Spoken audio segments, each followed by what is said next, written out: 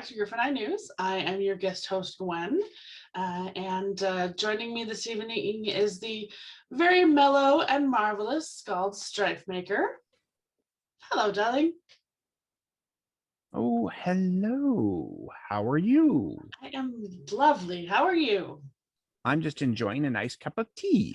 I do love a good cup of tea. You should make yourself a nice cup of tea. They are most excellent for focusing the mind and bringing things together and just appreciation of this wonderful cosmos that we all exist in and just, yeah.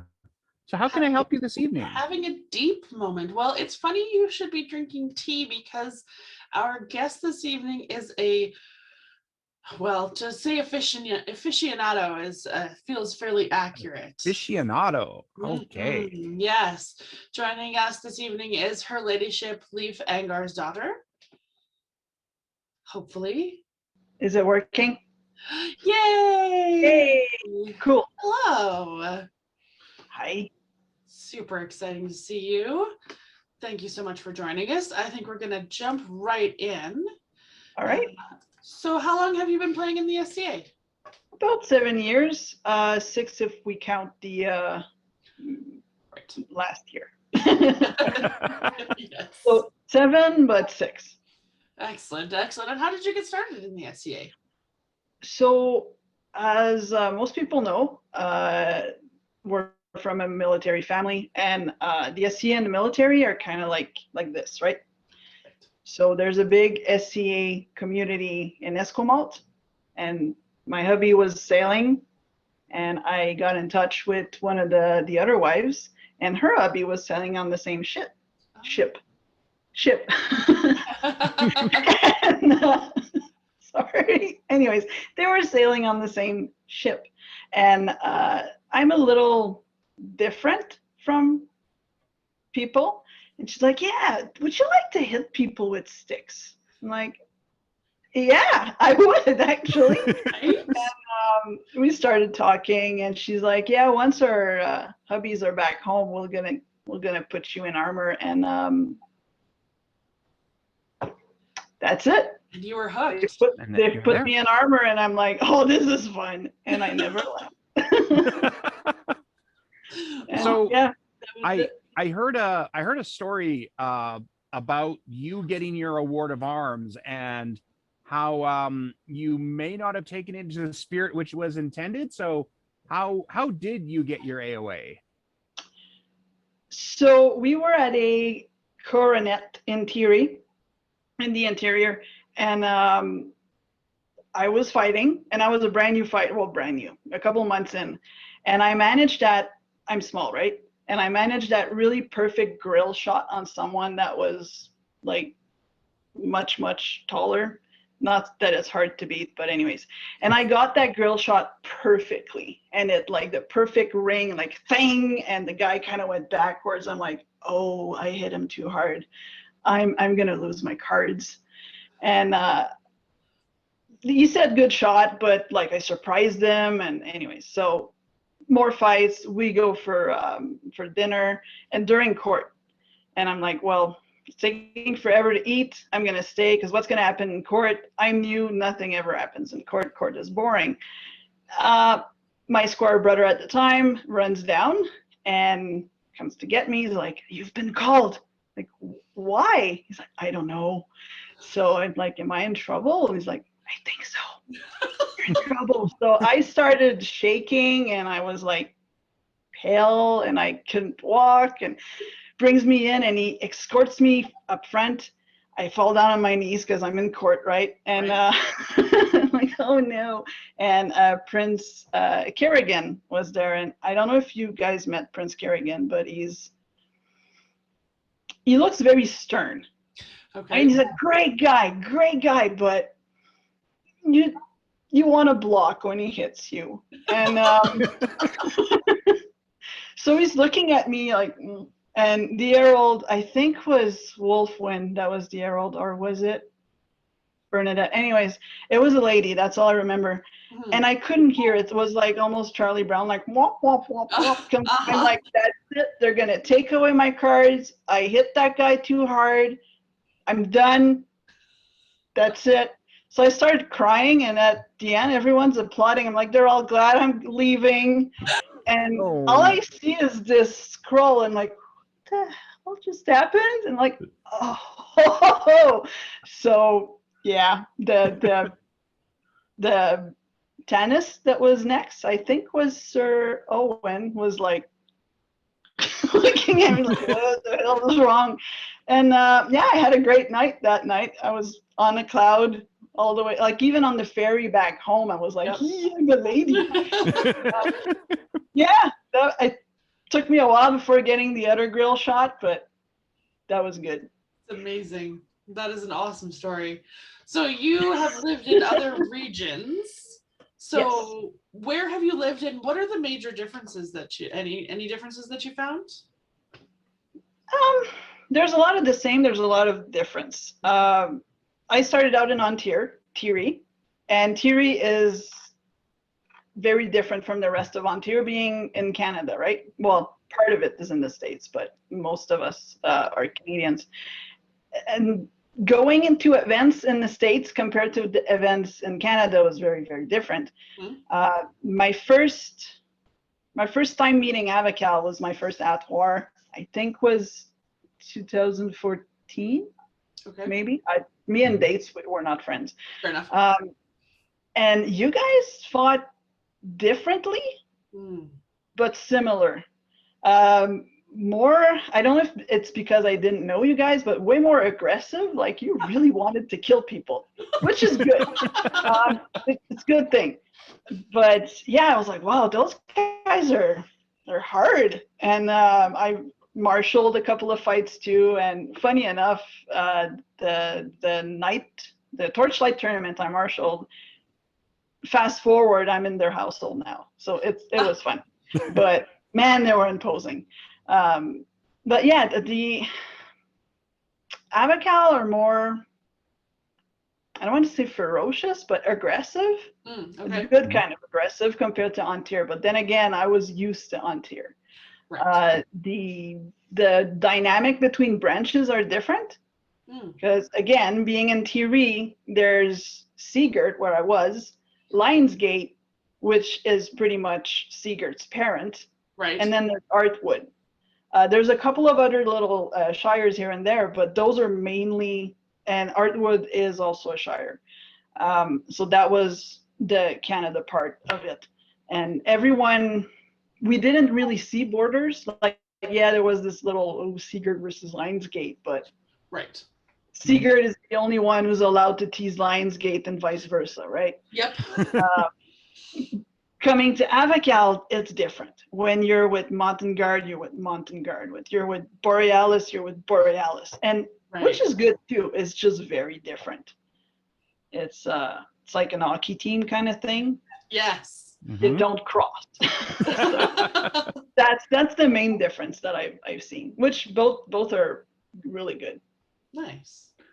So, speaking of Avacal, I was looking on the order of precedence, and you are number 4 on the order of precedence as the Avacal Arts and Science Champion. How did you happen to win that honor? I was hoping you could explain. No, it's I was talking with my Laurel, and we kind of decided that, yeah, I would give it a shot. And because I've already won Shire once, Baronial once, and I'm like, yeah, I'm going to try. And I tried. And it happened. I was going to say, you did quite well. The thing, though, is that the other person that was also competing, it was really, really good. Like, her stuff was amazing. And all the other participants that weren't vying for the championship but still had stuff out, I'm like, that guy should go in. Like, why am I in but not him? And you know, they're amazing. I really hope to see everyone there eventually with the same title I have now, because the stuff that Avacal makes is amazing. But yeah, so I went in mostly for the experience, mostly to kind of know, like, a test drive, like, okay, so this is how I do it. And then, well, it happened. And unfortunately, ready.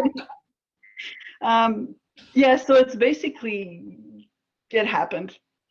I was there to get the feel of it as a test drive, and oops, And went home with the prize. and went home with the prize. That's amazing. That's amazing. It was So, a great experience. the moral I'm getting from this story is, even if you think that it's just going to be the experience, you never know what could happen on any given day. Like, I was still honest in my buy-in. Like, Yep. yes, if I was gonna win, I was gonna, do the stuff that was supposed to be done. But was this voice behind my head, like, you're too new at this, and especially with one of my media was really different from what, because it was a performance, but it was bardic, but it was anyways. So that, and the judges had a hard time judging it too, because the sheet wasn't good for that. Like, they had to actually make stuff up. Well, not make stuff up about what I was doing, but make like points. And we weren't sure where that was going. And it happened. That's amazing. So what are some of the challenges to working with an impermanent art form? Every challenge you can think of, they're there. The fact that if your tea got a little bit of humidity in it, Right. It's going to change the taste. You never know how it's going to come out. The water I use, where is it from? That can also change. The fact that I try to be as period as I can. So I don't have a timer. It's all by counting, but I count in my head while I speak. Sometimes I just keep counting and I'm like, oh no, that's not going to be good. So I kind of have, mistakes are going to happen, and I have to kind of deal with them as they happened. It's part of the game. Yeah, the tea temperature, I can't just stick my finger in the water and like, oh yeah, it's ready. Right. No. There's the timing. There's what happened to my tea, because especially if I'm camping, the heat do it. Or some of my teas are 40 years old, 60 years old, which is, it's supposed to be like that. It's not past date, but what if something got to it? Right. So it's not like when I'm weaving, that if I weave something and I put it in my chest or something, when I take it out, it's the exact same trim. Yes. With a tea, each teacup is going to be different. Each serving and even each steeping is going to be different. Yeah. And each person is going to taste it differently depending on which medication they're on, what they ate. Right. So it's really, I got to go with what people are reacting. Yeah. And yeah. So all the challenges you can think of, they're there. So the flip side to that, what are some of the rewards? The reactions. Because a lot of people are, okay, it's tea, whatever, like red rope. It's grandma's tea, right? And they're like, whoa, how come this tastes like smoke? Like, yeah, magic. Or when you re-steep it and like, wow, now it tastes like oranges, and it's all just the amazement in their faces. It's especially when someone comes at me and they're like, oh, I'm not a tea person, but I'll try it. I'm like, okay. That's a challenge.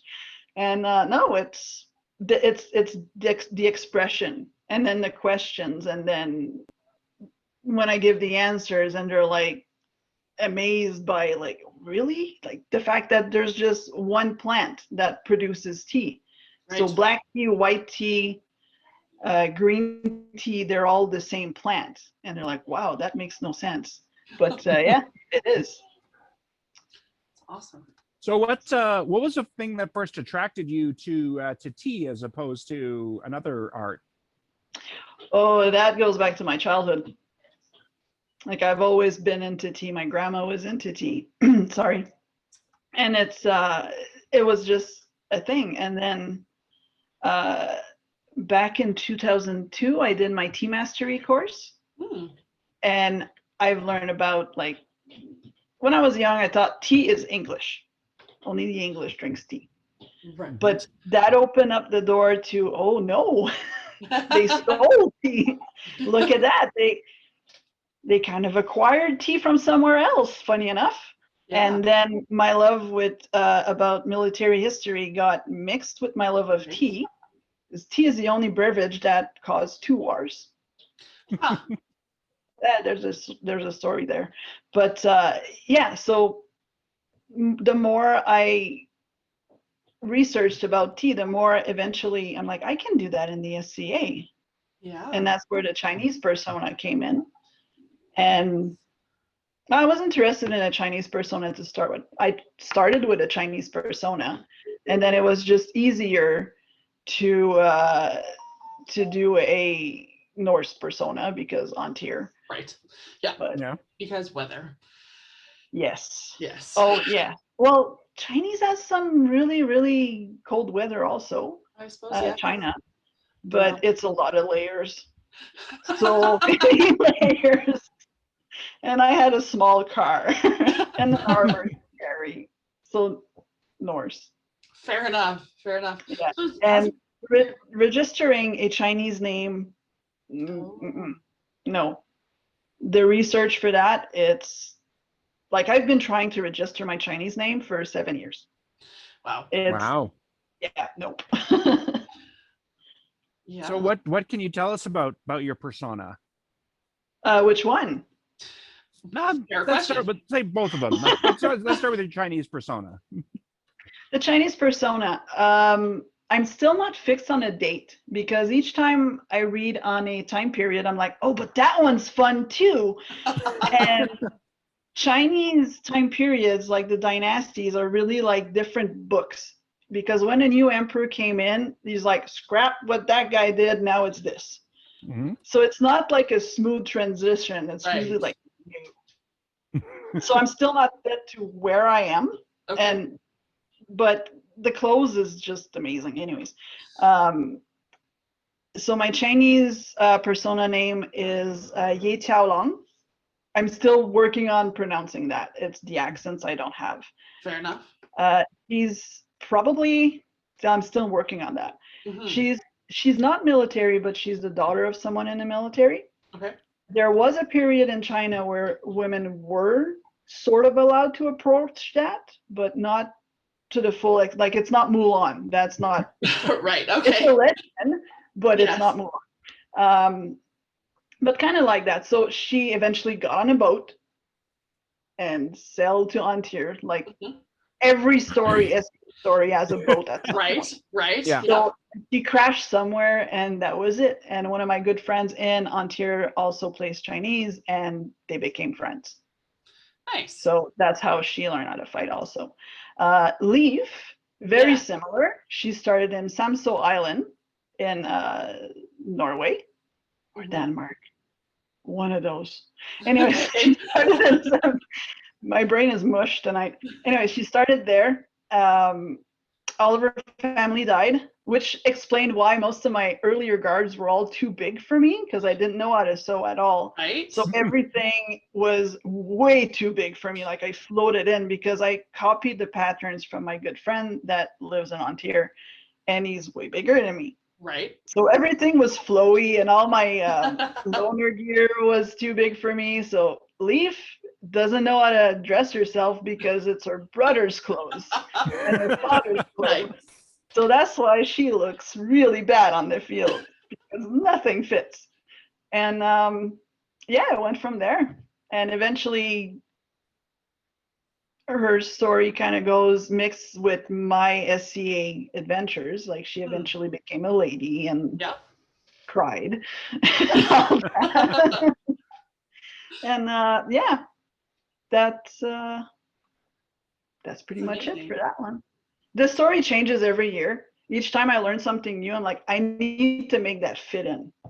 So Totally makes sense. Totally makes sense. I have the 1200-year closet. Thoroughly appreciate not really narrowing down the time period because sometimes you just want it all, quite frankly.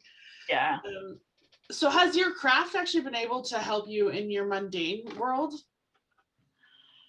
The Chinese part, yes. The tea part, definitely, because since I am a certified tea master, Right. people can employ me and I go to their houses and I like their wedding or baby showers and stuff like that. Yes. But different, like I can't show up in garb. That's bad. Right. Right. Yes. The weaving, I've actually started to like people at work here like, oh yeah, you do that thing, eh? Can I have one? Like, sure, why not? So what they do with it is I don't really care, but yeah, they're like interested in it. Like I do bookmarks and stuff like that. Nice. So that's fun. That's awesome. So you living away from the major baronies in Avacal and living in a barony in Thierry, how has that influenced your SCA journey?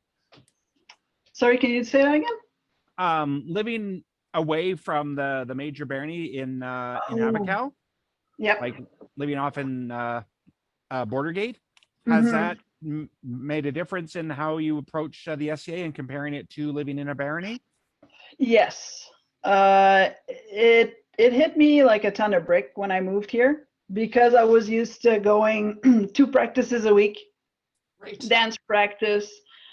We had taverns and stuff like that. And then when I moved here, I was expecting very similar because the shires that I'm used to in Thierry also have fight practice twice a Right. week and all that. And when I got here, fight practice, it happened, but we weren't that many people in it. And so there was hiccups. So now that's why when we're not in a pandemic, I got onto Borealis to practice. Nice. Because fighting always the same 2 or 3 people, and one of them I'm living with. Right. I mean, if I want to hit him with a stick, I don't need to put armor on. But I didn't say that. You didn't hear that from me. It's not the same to practice with your spouse in the backyard and then practice with, other people and people traveling from other shires or baronies, Right. and you practice there. So I think, practicing once in a while, then when I get to a tournament, I don't see that I'm advancing at all. I'm actually regressing. So that was really hard on my self-esteem also, because there's so much Pel work can do. Right. Because people tend to move when you fight them. Hopefully. Yeah. The Pel work doesn't. Like I can hit the Pel work in the head all the time. But yeah. So that was my main setback, was that I couldn't get the practice that I'm used to getting. Right. And that made me lazy in a way also. I'm like, why am I going to put my armor on if I'm just going to go hit a stick in the backyard? So that kind of set me back.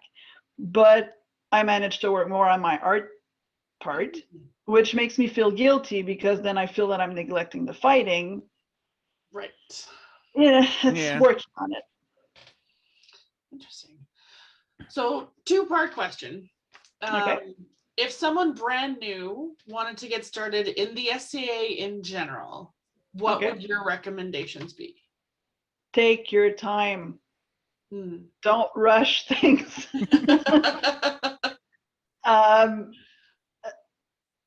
Experience a little bit of everything. It's not because you might think you don't like something, but still go and see just in case, because the SC has a way of doing things like nobody else does that you might not know you're interested in.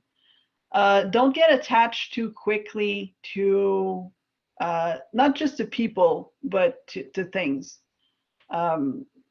activities and stuff. Like things will change, your taste will change. Don't get involved in politics if you're new. Don't. Fair. That's fair. Bad. Yep. Red flag. Don't. Make your own opinions. Don't take other people's opinion. You're gonna see people saying, don't hang out with that girl, she's blah blah blah, and like, no, go meet her or him or them and get your own opinion, because people have their little people you don't want to history. get and you don't want to get into the middle of that. Let them fight and make your own opinion on them. Nice. So yeah, that's my main advice is avoid the drama. Avoid the drama, experience the thing, find what you love. Yeah.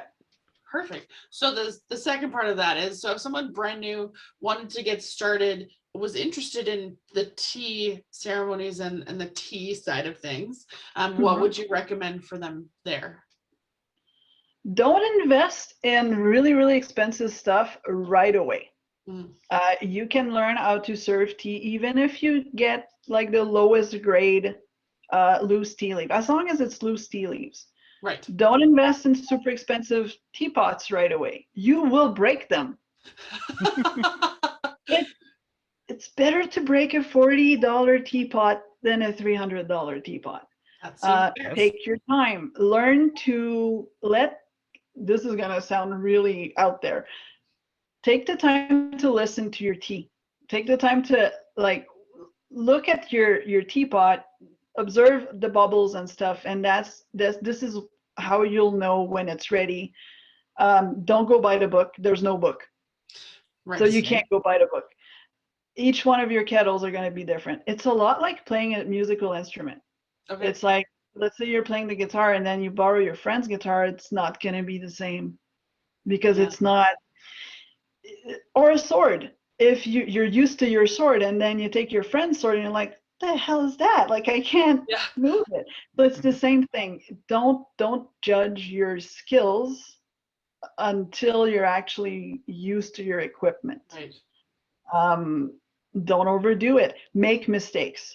You want to burn your tea. You want to oversteep it. You want to know what it tastes like. And it's going to be disgusting, but you need because when your people that you're serving to make really funny faces and you have no clue why, you need to kind of, okay, so then if it's bitter to that point, I need to reduce my timing for the second steep. Listen to your tea. And stay hydrated. You will. So you alluded earlier that you'd spoken to your Laurel before competing. Tell us about your Laurel. How is that relationship been working? Who are they? My Laurel is Mistress Sav, or Viscountess Sav. She's also my pelican. We were friends before becoming before the relationship of I call it a protégé because we're both. Right.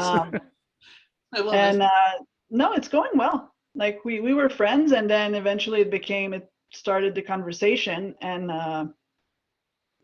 it happened. Everything kind of happens in my life. So, because I had a pelican back in Thierry, but he stopped playing. So when we talked about being apprentice, and knowing that she was a pelican too, we're like, well, can you foster me? And eventually I just became full-blown, both of them. That's awesome. Have you ever held an office? Yes, a couple. About 4 months in Ontario, Seagirt, their branch marshal, they call it a master stable back there. He held the office for a couple of years and he was done. And I was really gung-ho about it. And he's like, there, it's yours now. So I became their master of stables, and I stayed master of stables until I moved to Avacal. So I did about, we don't really count in terms, but about 2 terms, maybe. Yeah, and when I moved here, I became branch marshal for a little bit. Okay. And then I put my name in to be either Châtelaine or Deputy Yak. And I got an answer on both that were positive, but eventually the Crown decided to give me the Châtelaine one, Kingdom Châtelaine. And that ended 2 reigns ago. Okay. The pandemic kind of messed up. Right. The length of a reign has changed dramatically. Yes. So at some point, my term ended. Okay. And I'm looking forward to holding another office at some point. It's fun. I like it. Fabulous. So what parts of the ESCA or the online version of the SCA are you hoping stick around once we're able to actually be back in person? I like the fact that there's virtual events. Mm, If someone cannot go to an event, I think it's nice that we have the virtual part of it. I think some virtual events will stay only virtual because then people from other kingdoms can also join in. right. So that's really fun. It's nice to see the cultures in different kingdoms. Mm-hmm. There's different terms for different stuff. Yeah. Easier to engage communication with peers that are far away. Mm-hmm. And no, I think it's great. That part is great. Fabulous.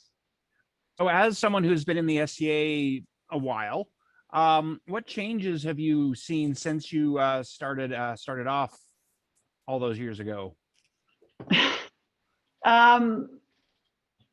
So I'm not sure if it's a change that was already started. It was just because I started getting more interested into the politics part.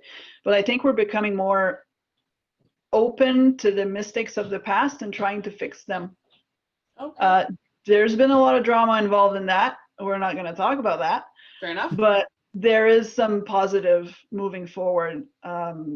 Just the fact that now trans people are way more, they used to be accepted, Right. but now they're more visible.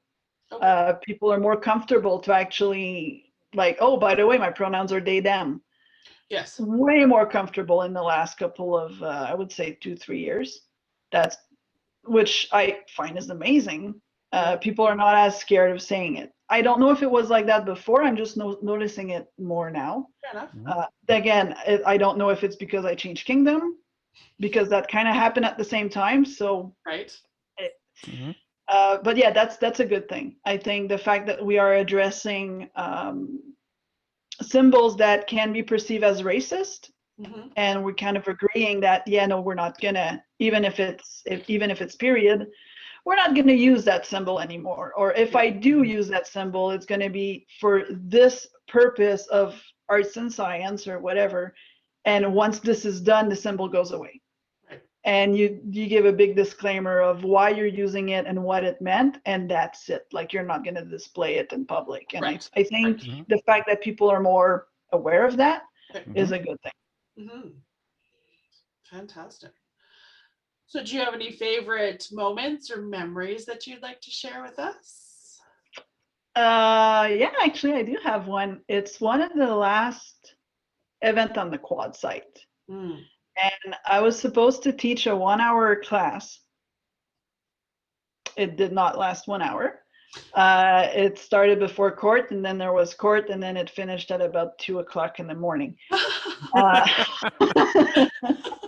But it was great.